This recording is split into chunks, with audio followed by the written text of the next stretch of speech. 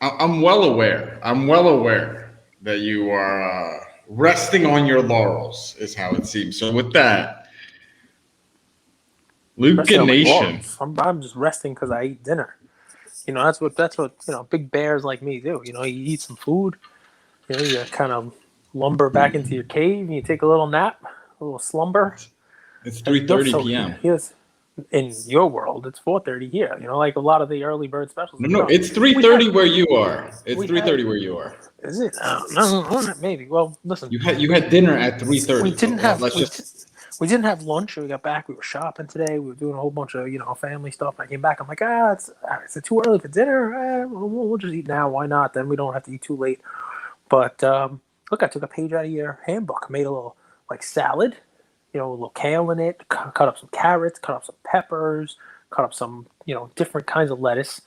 And I made some sausage. I also made a couple of very plain pork chops. Ian likes to eat just plain stuff. So, a little protein, a little salad, little veggies on the side, it's good stuff, little chop up a little ginger dressing on the salad. It's a good time, man. Trying to, you guys know, you're going to hear this tomorrow, Monday episode. You're going to get the weigh in. How's So that been? How's your first week of? What do you consider this like the project? Is it eating healthy, living right, weight loss? How do you think of it's this? called like summer and don't be a sweaty fat bastard when it gets warm out. I guess is basically the name of the project. It's a little lengthy. It's a little hard to get the website on that one, but I don't know, dude. This COVID thing, I can't really blame it. In the beginning of it, I was losing weight, then I was gaining weight, and just like the last 6 months, it's just been just straight on. If it's there, I'm eating it. So you gotta switch that up a little bit. One of my favorite things, I actually want to talk about this today on today's episode, go a little kind of macro Yoda on people, and it's to compound momentum. I think oftentimes when we have different levels of success, especially if that new level of success is not like something that you've seen before, and I think people have had that in the hobby this year, whether that's through their own business, through investments or relationships. We hit that marker that we've set out for us, and then there's this level of complacency that sets in. And what I would wish for our Luca Nation, if they're listening, is to understand the concept of compounding momentum. To when you hit that new milestone, whether that's I wanted to make $100,000 in sports cards, or I wanted my collection to be over 50,000. Use that marker as kind of what are those blocks called that runners kick off from? Runners blocks, Is that what they're called? like the starting Runners blocks. blocks. Yeah, like the Use starting the blocks. use that. Use it. Maybe I'm thinking like a trampoline, but I think you know what I'm saying. Use that new goal that you just hit as a trampoline to be like next. Like a What's springboard, a springboard, a springboard. Right? next? A springboard. That's exactly right. Because what will happen, in my opinion, and in scientific research, if you hit a goal and you don't set a new goal, if you don't compound that momentum, it's very easy to fall back. And I think I'm talking to myself here in a lot of ways. I think we've had a really successful week with Luca Nation Network. And we'll be making all these announcements coming up through you guys. I don't want to rest on my laurels. I think we're just scratching the surface, and I think we're just beginning. And I think what we're doing here might be an epitome for others as they're learning. If you rest on your laurel, does that mean I have to rest on my Hardy? Well, you're eating dinner at 3:30, so you are resting. You're in like a half a food coma. Do you know who Laurel and Hardy are? No, right? tell me. Oh wow, I forget sometimes. I'm that old. It was a little comedy duo, like a little slapstick comedy, black and white. Laurel and Hardy. Check it out. Some funny stuff. Funny stuff. Just pull up a YouTube video of them. We are kind of Laurel and Hardy, to be honest. It's actually. Who am I? Am I Hardy or Laurel? You watch it. You can figure out exactly which one you are, because there is one that's a little rotund, and there's one that is not. So I can play the rotund one. It's no worries. At least for now, Luke Nation. At least for now, we'll see what happens. We'll give it some time. We'll give the big guy a little bit of time. We'll see if he's not as big of a guy. When we get to some fancy shows towards the end of the year, and get to meet you. Well, listen, I understand what you're saying, but here's the flip side of it too. Is it also? I think it's tough to ask people to build on the success of the last year in the hobby because that success came a lot easier than the next success is going to come. And don't let me crap on you guys with this one here. I fall into the same category, right? Like, Cards had a great year. If you were in Cards in the last year, you should be doing well. You should be, because pretty much everything went up, and you could jump from one thing to the next to go up. But now we're seeing a lot of things kind of moving down, right? And we're seeing a lot like, my perfect example of this, where it used to be just easy. Okay, great. You can't just look at the guy and the right card. You got to really peel back the layers of it to be successful, right? Because let's just use an example, right? Luka's Prism PSA 10, right? His rookie from 2018, right?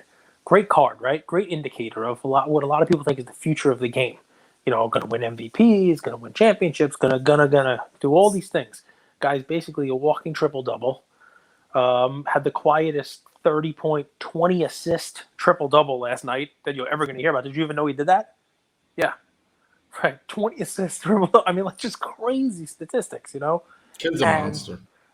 But so you would think that his, a game like that, team heading towards the playoffs, him doing some stuff, that his Prism, the asset that you want, that Prism base PSA 10, that would move.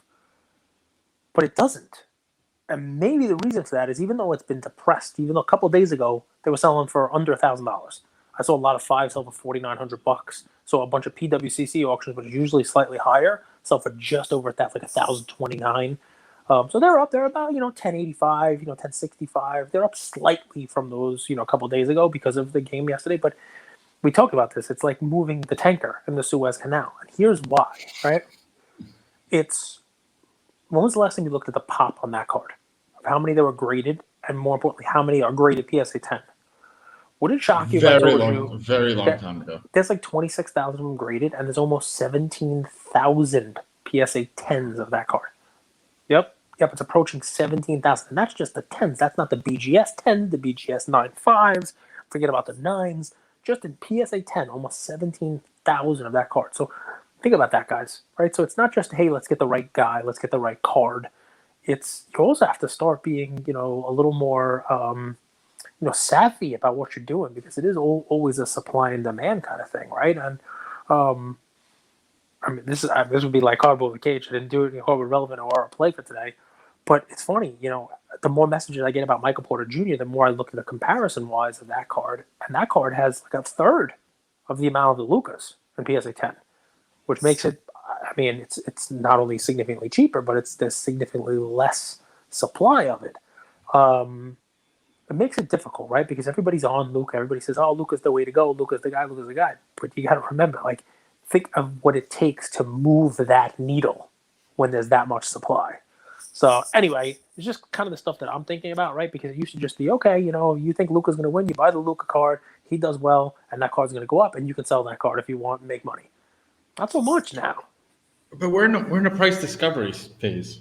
There's so much more demand and so much more supply that's happened in the hobby that, like, this we're looking for the equilibrium. It's just basic economics. It's not that deep.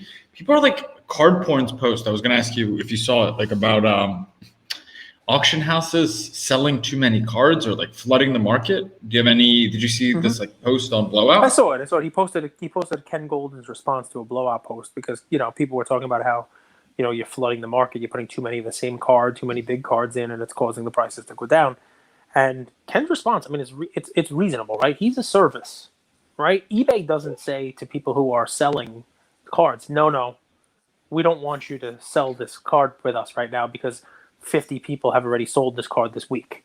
They don't restrict it. It's a marketplace, right? And even if Ken decided to do that and said, "Oh, you know what? I can't sell this many cards," the person's just that consignor is just going to go to Heritage. You're just going to go to somebody else and sell it there. It's not, So listen, there's 2 points. One, I wouldn't blame the auction houses. I wouldn't blame anyone for it, right? But two, the more important thing here is it's what we've been talking about. It's when prices go up, the way that we have seen them go up on a lot of these assets, supply comes out. And it's not Ken's fault that, every month somebody comes to them with 3 PSA 10 Jordan rookies, 1 million LeBron rookies and autos, You know, Honus Wagner's coming out of the woodworks, for God's sake. He's got one, in the auction this month. I mean, people are seeing this as a potential top of the market, and that is so. I understand the blame the auction house, blame the stuff. It's not his job to hold cards back. Now, that said, he has done it. He's had PSA 8 Mickey Mantle in all of his last auctions, and he has held them so that he didn't have multiples in the same auction. That's one card. I've heard the same complaint, like PWCC sells 5 Lucas in the same auction the same night, and that's why they're $1,000 instead of $1,100. But you're right. That is the price discovery phase that we're in, right? I also think it seems to me like the hobby's looking for someone to sometimes scapegoat, but really they're looking for some regulation or someone to hold accountable. If you kind of notice this, like accountability, every time sure. But why regulation? Like, how would regulation? Regulation is a type of accountability, so that's why I said it. I'm not saying I want regulation because I mean, when you have unregulated markets like this, it provides a lot of volatility, and it does provide for a lot of opportunity. It also provides for a lot of potential for market manipulation. But it seems to me with all of these posts, especially you see them when the market's going down. Typically, when the market's going up, people are just excited and they're just buying. They're trying to catch the hype. But when the market's going down, it does seem to me like the hobby community is poking and prodding to see who is doing this nefarious behavior. We're not even sure if there is nefarious behavior, but we kind of feel like there is. So we're just going to start poking and seeing who's in the wrong. And it's an interesting thing to see. I think you guys all see that on the Instagram posts. They're just always trying to find a culprit. There may or may not even be a culprit, but they're trying to find them. Yeah. I mean, listen, it's always easier to have somebody to blame. It's always easier to have somebody to, point at and say, this is the problem. Can I talk about some blame for today? And this is just rumor mill stuff. Someone in one of our groups posted a picture of potential PSA pricing, right? And I was asking where he got it from, you name it. I haven't seen it on the PSA website yet. So I'm not going to name him this way he doesn't get, bombarded in his inbox with like, hey, tell me what the PSA prices are. But, and not to come down on PSA, I know we've hit PSA every once in a while. And Nat Turner, if you haven't listened to the episode, we had him on about 2 weeks ago. He did say that they're not forgetting about the little guy. But the piece of paper that I just saw today says that they will have an economy level, their lowest level, at $50 a card, but it's currently suspended. So I guess when they said they're coming back in July, maybe that'll be something roll out in July. But their lowest level that they're going to roll out with now, at least according to this rumor, I'm going to try to say this as many times as I can.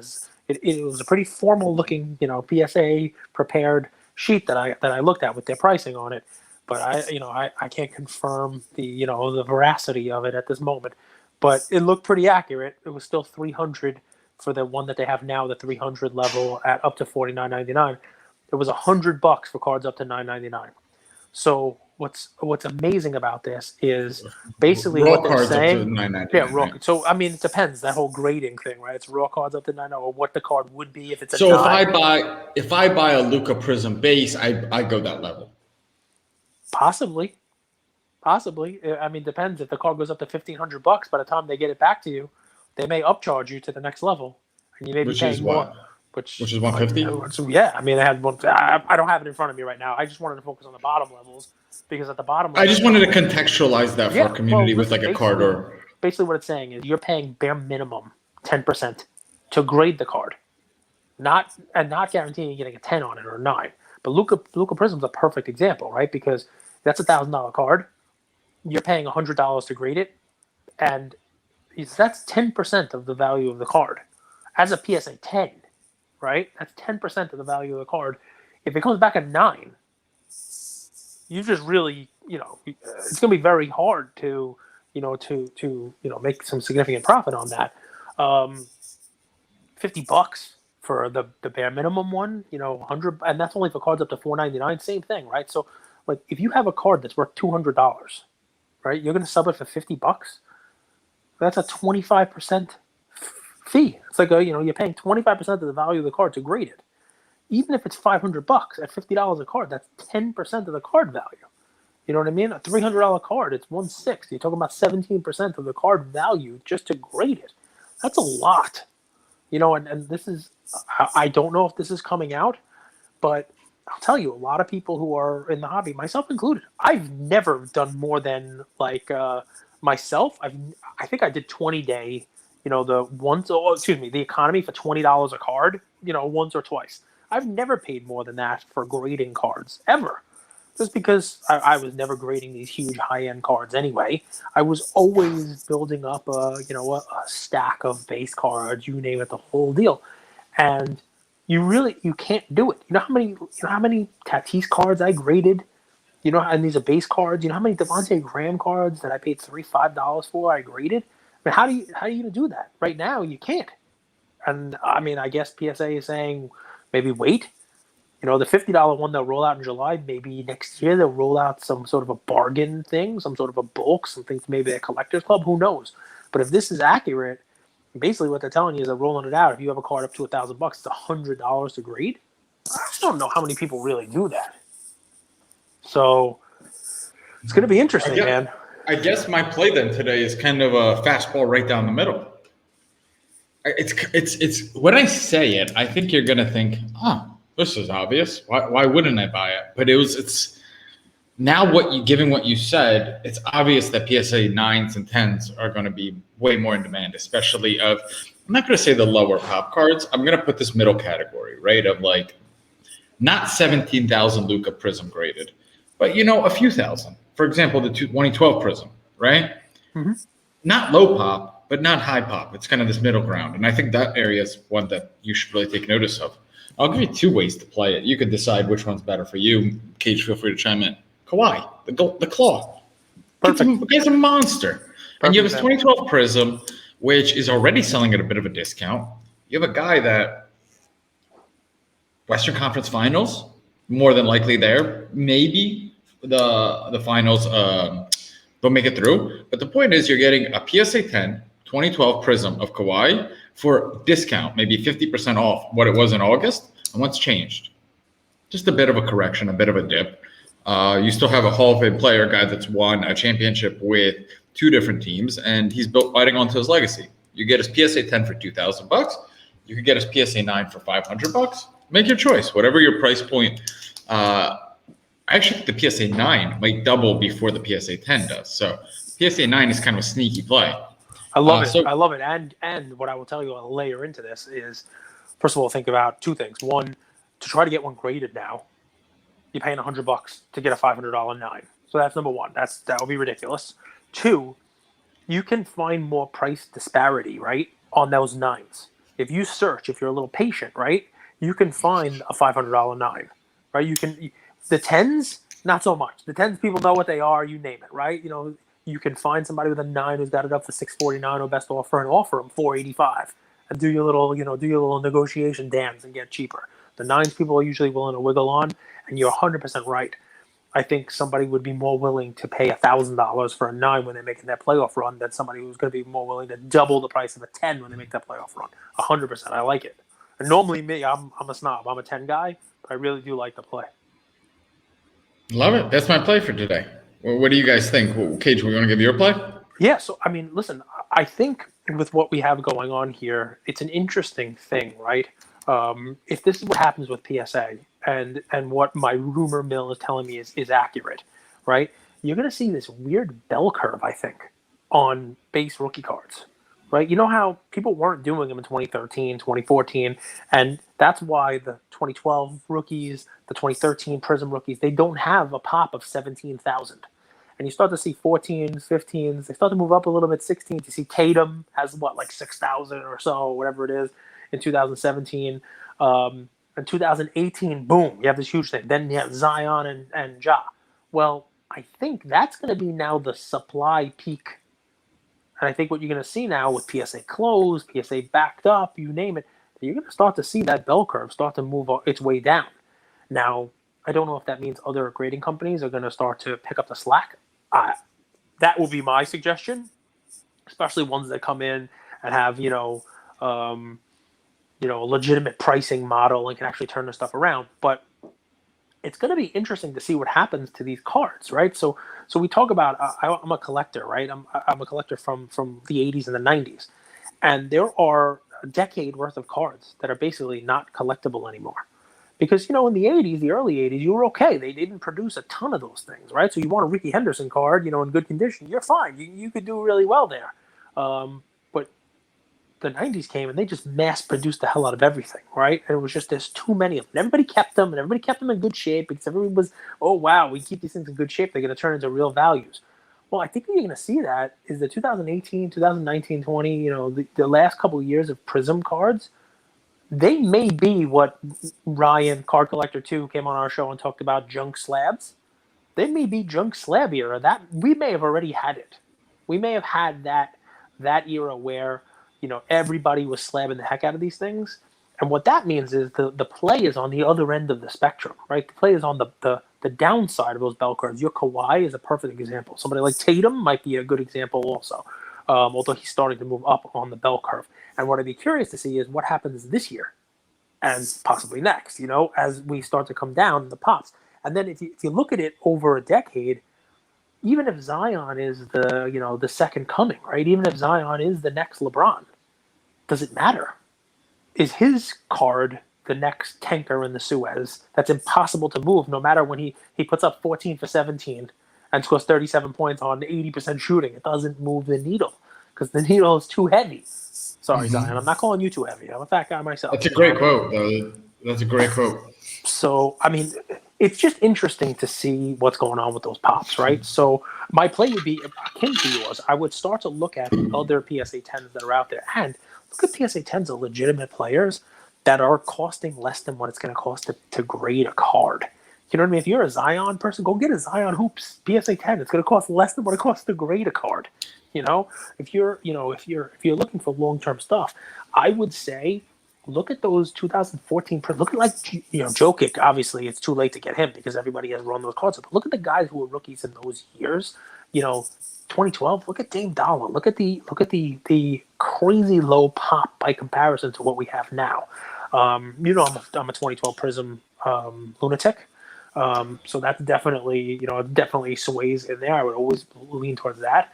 But my play today is it's going to be actually different. I don't even care what card you buy.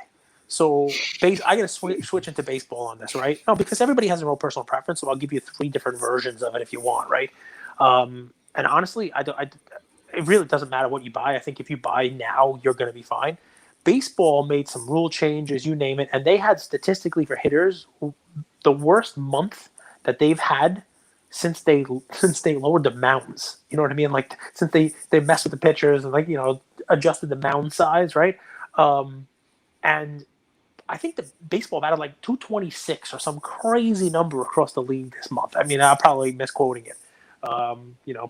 Preston Amato is going to beat me up for trying to venture into his waters and not knowing what I'm talking about. But the point is, offense is significantly down. Sure, we have some people hitting home runs in here and there, and the whole deal. But even with the numbers down across the board, has anybody seen the month Mike Trout put up? I mean, he's not leading in home runs. He's 7th in home runs. The leader in home runs is actually on the Angels is actually the same player who leads them in ERA, Shohei, which is just insane to think of for a month, right? Their leader in ERA and their leader in home runs. It's pretty impressive. But it's kind of crazy. Mike Trout has a stat line, a slash line for this month with OPS, batting average, you name it, that the last time someone in the American League did it, I think it was what did they say? Lance Berkman maybe was the last one to do it ever.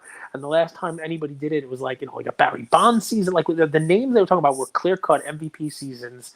And to do it, not only to do it, for a month and have those historic type numbers in a month, to do it in a month where everybody else is down. In a time where we're talking about things like wins over replacement value, right? Wins above replacement, right? And WAR and how much better is he than the next person would be.